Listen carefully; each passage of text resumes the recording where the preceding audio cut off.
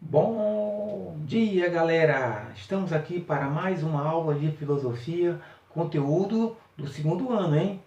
Filosofia contemporânea. O que é filosofia contemporânea? Quais suas características? Quando iniciou o período da contemporaneidade na filosofia? Então, assim, é marcado pela Revolução Francesa, final do século XVIII. Perpassa o século XIX até os dias de hoje.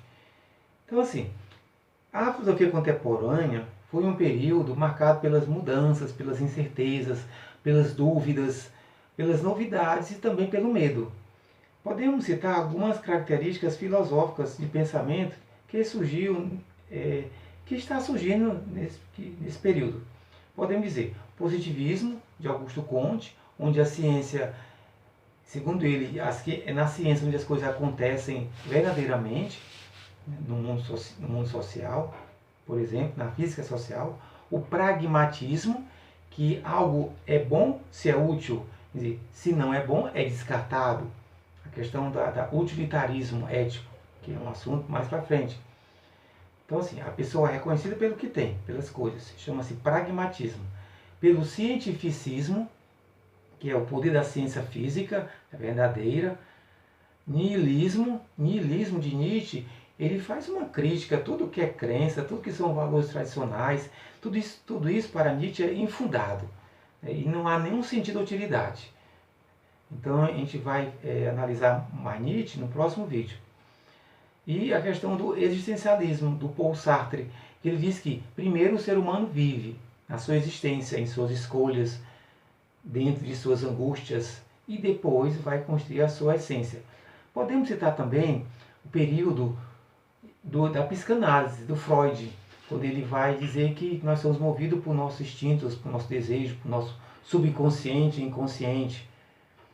Então, assim, o desejo que é a sublimação de nossas vontades. Então, o Arthur Schopenhauer, ele vai iniciar todo esse pensamento aí. Ele vai dar origem ao que chama de filosofia pessimista. Ele nasceu em 1788 e faleceu em 1860. Bom, a gente pode dizer que nenhum outro filósofo influenciou tanto o pensamento baseado nas artes. Então, porque o Schopenhauer dizia que tanto a arte como a música, ela pode ser um momento de contemplação em que o ser humano se supera a sua vontade, baseado no seu egoísmo. Então, dentre os filósofos, quem influenciou mais a arte e a música foi Arthur Schopenhauer, né? Com certeza.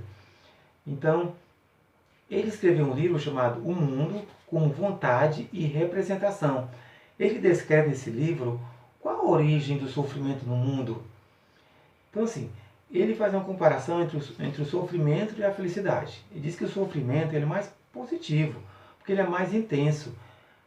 Muitas vezes o sofrimento ele provoca mais uma lembrança viva do que a felicidade. Está marcado. Por isso que a sensação de felicidade em Schopenhauer ela é mais negativa. Quer dizer, no sofrimento a gente percebe mais que nos momentos felizes. Bom, então por isso que ele é considerado, né, como um filósofo pessimista. Então ele acreditava que o amor fosse uma meta da vida, mas não que se tivesse ligado, preso à questão da felicidade. Segundo Schopenhauer, o pessimismo é regido pela vontade. É uma espécie de Deus, quer dizer, presente em todos os humanos. E a vontade acaba levando ao sofrimento humano, pois o homem nunca será satisfeito com uma única coisa. Quer dizer, é um círculo vicioso que leva à prisão da vontade. Então, assim, como se libertar dessa prisão da vontade? Aí ele coloca indícios, caminhos, meios. Bom, ele se baseia na sua filosofia para poder superar essa vontade egóica em escritos budistas e na filosofia oriental, dizendo que uma das únicas formas de se libertar da vontade é a total renúncia, alcançado no Nirvana. Nirvana, gente, é o estado de contemplação em que a pessoa, quando está meditando, ela encontra o prana, uma energia universal do ser, do eu, da sua essência. Porque assim, segundo o Buda, né, que foi que criou o budismo, quer dizer, iluminação, ele dizia que o ser humano ele deve esquecer e superar suas paixões e desejos terrenos para atingir a iluminação e escapar ao sofrimento. Assim, como é que viver é sofrer? Como é que o Schopenhauer ele explica isso? Bom, dentro da sua visão pessimista, claro, para Schopenhauer nós somos escravos de nossos desejos. Mal satisfazemos um e outro surge, de modo que vivemos permanentemente insatisfeitos. Além disso, o mundo está repleto de injustiça e violência. A existência é, assim, uma fonte de sofrimentos. Para Schopenhauer, o prazer, que é a ausência de dor, e não é durável, viu? Não é uma satisfação perene. Todo prazer é um ponto de partida de novas aspirações, sempre querendo sempre mais em luta de sua realização. Por isso, para quem Schopenhauer, viver é sofrer. Assim, mas apesar de todo esse realismo pessimista, né, parêntese, o realismo brasileiro, iniciado por Machado de Assis, foi influenciado por Schopenhauer. Bom, então assim, todo esse realismo pessimista de Schopenhauer, ele tem como foi dito, umas saídas para suprimir essa dor. Então assim, o primeiro passo é a contemplação artística, a contemplação desinteressada de ideias, para desenvolver a intuição, uma coisa mais abstrata, para que o ser humano permita contemplar-se em si mesmo e buscar uma verdade essencial, aquela vontade de estar bem consigo próprio, superar todos esses desejos, todas essas ilusões que o mundo nos coloca.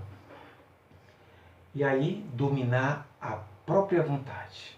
Esse seria o objetivo primordial em Schopenhauer, porque essa vontade ela é a origem desse mal, desse mundo. Parafraseando Thomas Hobbes, que dizia que o homem é lobo do próprio homem. Bom, então assim, como é que se revelaria essa atividade artística em Schopenhauer? Ele coloca alguns graus, né, passando pela arquitetura, escultura, pintura, a poesia lírica, o eu lírico, né, o romance, e depois a poesia trágica, e finalmente pela música. Então, em Schopenhauer, a filosofia, primeira vez que um filósofo coloca a música como o primeiro lugar entre todas as artes. Porque a música, em Schopenhauer, ela liberta de toda preferência específica aos diversos objetos da vontade. A música poderia exprimir a vontade em sua essência e indiferenciada, podemos dizer assim, né? Constitui ela um meio capaz de propor a libertação do ser humano aos diferentes aspectos da vontade. Então, assim, podemos afirmar que a música tem um papel de libertar o homem dessa vontade egóica, do instinto, que oprime, que provoca as dores do ser humano. No nada, há salvação, há contemplação.